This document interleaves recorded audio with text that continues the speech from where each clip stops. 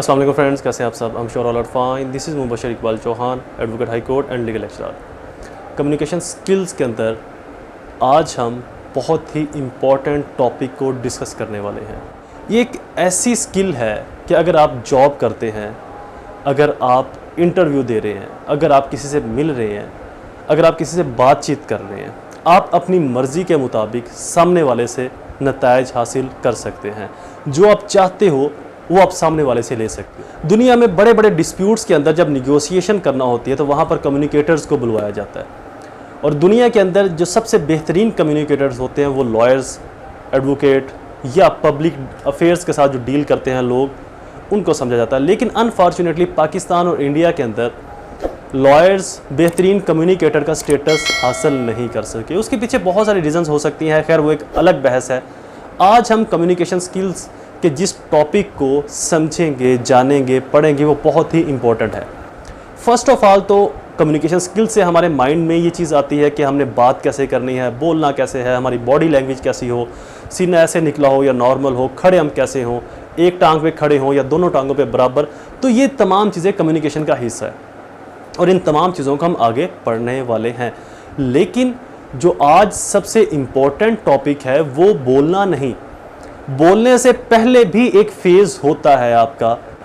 वो फेज़ जानना, वो फेज़ समझना और उस फेज़ के ऊपर ग्रिप करना बहुत ज़रूरी है। वो फेज़ है कि अपने आप को प्रेजेंट कैसे करना है, प्रेजेंट योरसेल्फ, अपने आप को पेश कैसे करना है किसी के सामने, किसी अननोन के सामने पेश कैसे करना है, किसी ऐसे शख्स के सामने जहाँ पर आपकी ज़्यादा मुलाकात नहीं कैसे पेश करना है, किसी नॉनली शख्स के सामने अपने आप को पेश कैसे करना है। इसके बेसिकली 4 मेन असूल हैं जिससे आप एक अट्रैक्टिव, स्ट्रॉन्ग और कॉन्फिडेंट पर्सनैलिटी के साथ अपने आप को किसी के सामने पेश कर सकते हैं, जिसके ज़रिए आपका एक स्ट्रॉन्ग इंप्रेशन बिल्ड हो सकता है सामने वाले के ऊपर कि यार ये बंदा तो बहुत कॉन्फिडेंट है, मुझे इस बंदे के साथ संभल के बात करनी पड़ेगी, मुझे इस शख्स के साथ बड़ी महारत के साथ बातचीत करना होगी। वो 4 प्रिंसिपल के ऊपर आपकी ग्रिप का होना बहुत ज़रूरी है। वो 4 प्रिंसिपल कौन से हैं?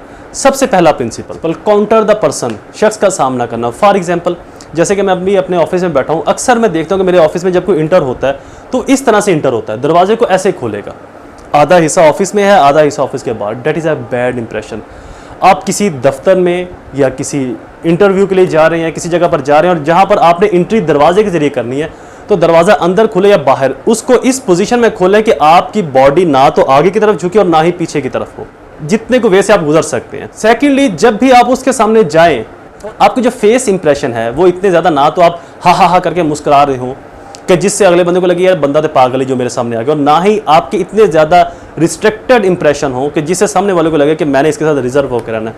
पर्पस कम्युनिकेशन का है कि आपने सामने वाले को रिलैक्स फील्ड देनी है, जो उसको आपने ग्राउंड फील्ड देनी है, वो कंफर्ट देनी है, ताकि वो इजीली आपके साथ बात कर सके और आप उससे अपने मुतालबात, अपने आर्ग्यूमेंट, अपनी बहस मनवा सकें, अपनी बात मनवा सकें। बतौर कैंडिडेट आप जाते हो, बतौर पर्सन आप टीचर के पास जाते हो, एज ए स्टूडेंट आप टीचर के पास जाते हो, एज ए वकील आप जज के पास जाते हो, या किसी और शख्स के पास जो अथॉरिटेटिव है, जिसके पास जारी बात आप जब किसी के पास जा रहे हो तो किसी पर्पस के लिए, अपने फ़ायदे के लिए, अपने बेनिफिट्स के लिए जा रहे होगे, बगैर बेनिफिट्स के लिए तो नहीं। और बगैर बेनिफिट्स के लिए भी जा रहे हो तो वहाँ पर भी एक फ़ायदा ये है कि आप अगर इन असूलों को अपनाएंगे तो उस शख्स को अपना गर्विदा बना सकते हैं। जब उस शख्स के साथ मिले तो एक हल्की सी मुस्कुराहट के साथ मिले, नेचुरल मुस्कुराहट के साथ, और मिलते वक्त उस शख्स की एक्सपेक्टेशन के अगेंस्ट मत जाए। मतलब कि अगर वो शख्स आपसे गले नहीं मिलना चाह रहा, मोस्टली मेरे साथ ऐसा होता है कि वो शख्स, एक शख्स ऑफिस में आया, वो मेरे टेबल के यहाँ तक पहुँच जाता है। अब यहाँ पर अगर वो पहुँचेगा तो उसका जो फर्स्ट इंप्रेशन, चूँकि कहा जाता है लास्ट इंप्रेशन, तो उसका जो फर्स्ट इंप्रेशन है बहुत ही बैड होगा मेरी नज़र में। मैं कहूँगा कि यार ये बंदा तो बिल्कुल ही वेला है, इसको तो सेंस ही नहीं है बात करने की, मिलने की, तो मैं उससे फ्रस्ट्रेट होना शुरू हो जाऊँगा। क्योंकि जो शख्स यहाँ तक मेरे पास आ रहा है मुझे हक करने के लिए, गले मिलने के लिए, यहाँ पर वो शख्स है जिसके लिए मैं अपनी चेयर से उठूँ और उठकर बाहर तक निकलूँ उस शख्स को रिसीव करने के लिए। तो वो शख्स यहाँ पर आए और आकर मुझसे बात करे या मुझसे गले मिले, तो मैं चूँकि उसको खुद से रिस्पॉन्ड करना चाह रहा हूँ।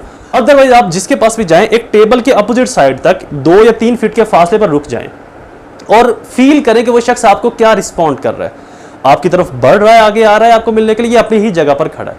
वो शख्स अपने हाथों का इस्तेमाल करेगा आपको मिलने के लिए, या आपको गले लगाएगा, हक करेगा, आपको हक करेगा मिलने के लिए। तो ये सबसे बड़ा फैक्टर है कि उसके एक्सपेक्टेशन के अगेंस्ट मत जाए। वो सलाम लेना चाह रहा है तो उसे सलाम लें, वो अगर सलाम नहीं लेना चाह रहा, लाइक हम बतौर वकला जो सलाम लेते हैं दूसरे वकला से, अपने लर्न काउंसिल से, वो ये वाला तरीका है, अस्सलाम वालेकुम सर, या अस्सलाम वालेकुम लर्न काउंसिल, या अस्सलाम वालेकुम पर्सन, या अस्सलाम वालेकुम ग्रेटर पर्सन। तो ये कुछ तरीके हैं जो वकला सलाम या अदाबो सलाम करते हुए दूसरे लर्न काउंसिल के साथ इस्तेमाल करते हैं। तो आप भी इन तरीक़ों का इस्तेमाल कर सकते हैं। चेस्ट के ऊपर हाथ रख के भी आप इस तरीके से सलाम ले सकते हैं, किसी के साथ मुलाकात कर सकते हैं। और वैसे भी कोरोना की पैनिक के अंदर, पैनिडेमिक के अंदर ये चीज़ बहुत ज़्यादा कॉमन पाई जाएगी, आपको लोग इस तरह से सलाम करते मिलेंगे।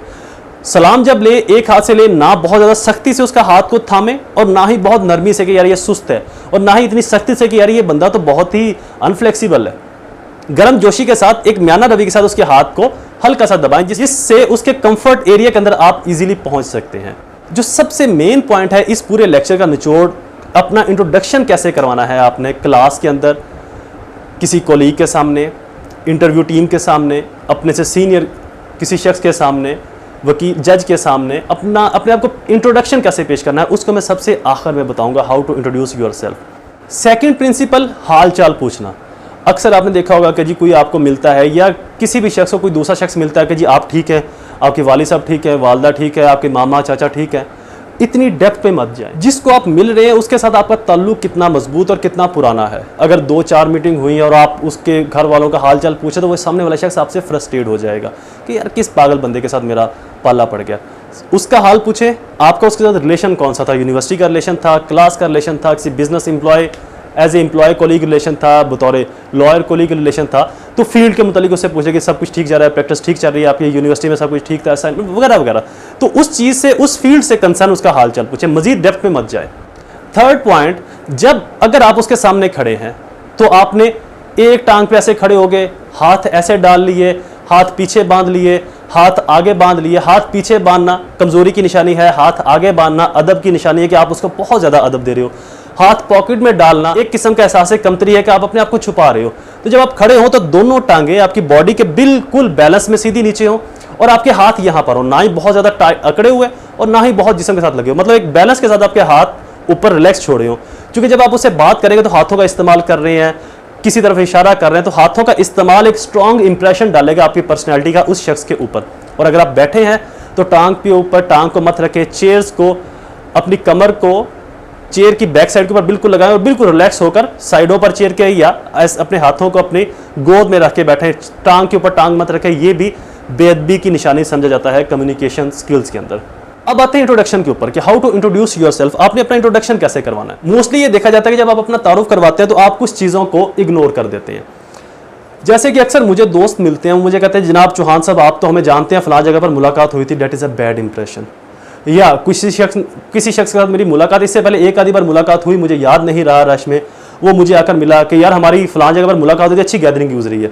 डेट यार हम फलां जगह पर मिले थे, अच्छी गैदरिंग गुजरी है, मुझे उस जगह का नाम नहीं बताया, that is a bad impression. First of all, जब भी आपने किसी से मिलना है, मिलने के बाद अपना इंट्रो करवाने के 3 तरीके हैं। एक कैजुअल वे है जिसको मैं अपने लेक्चर्स के अंदर इस्तेमाल करता हूँ एज ए इंट्रो। आप वो चाहे तो करवा सकते हैं, लेकिन वो बहुत ही ज़्यादा कैजुअल है। वो आम तौर पर आप वहीं पर करवाते हो जहाँ पर आपके सामने कोई भी आपसे सुपीरियर ना हो। दूसरा है फॉर्मल, तीसरा है रिमेंबरिंग इंट्रोडक्शन। जब आपने इंट्रोडक्शन करवाना है, इंट्रोडक्शन आपका कैजुअल हो सकता है, फॉर्मल हो सकता है और रिमेंबरिंग। कैजुअल इंट्रोडक्शन कैसे होता है, जैसे कि मैं भी आपको देने वाला हूँ। अस्सलाम वालेकुम friends, this is Mubashar Iqbal Chauhan, advocate high court and legal lecturer. अब यहाँ पर मैंने क्या चीज़ें की, अपना नाम भी बताया और अपनी डेजिग्नेशन, अपना प्रोफेशन भी बताया कि मैं एडवोकेट हाई कोर्ट भी हूँ और लीगल लेक्चरर भी हूँ। तो जब भी अपना इंट्रो करवाएं, अपना डेजिग्नेशन ज़रूर बताएं ताकि सामने वाले शख्स को पता हो कि उसने आपको कैसे ट्रीट करना है, उसने आपको कैसे डील करना है, उसने आपसे किस कैलिबर की और कितने स्टेटस की बात करनी है।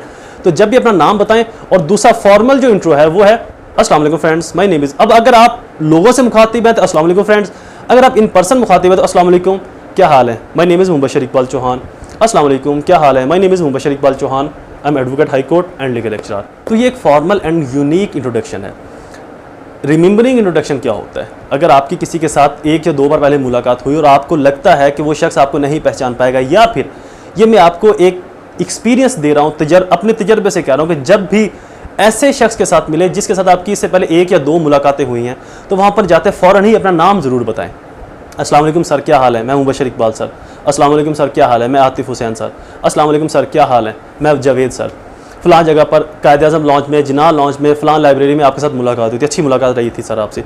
तो इससे आप उसके साथ एक पर्सनल इंडिविजुअल अट्रैक्शन जोड़ लेंगे, अपना नाम बताकर उसको समझ भी आ जाएगा वो आपसे कहाँ पर मिला था, उसको ये भी पता चल जाएगा कि आपका नाम क्या है। अगर आप ये कहते हैं कि जी सर क्या हाल है, जानते हैं मुझे हमारी ये मुलाकात हुई थी फ़लाँ जगह पर, अब अगर उसने ये कह दिया कि नहीं यार मुझे याद नहीं आ रहा, कौन हो, कहाँ पर हुई थी मुलाकात, तो that is a embarrassing moment for you, ये आपके लिए एक शर्मिंदगी का बायस बनेगा।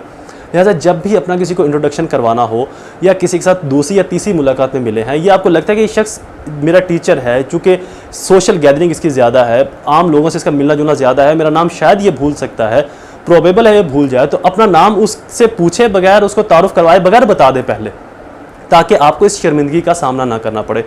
होगा क्या, अगर आपको ये शर्मिंदगी होती है तो आपका जो कॉन्फिडेंस लेवल है वो लो हो जाएगा। आप ये समझो कि यार मैं कुछ भी नहीं हूँ, मेरे पल्ले ही कुछ नहीं है, ये मुझे जानता ही नहीं, तो वो दरअसल आप कुछ भी नहीं हो अपनी वजह से बने।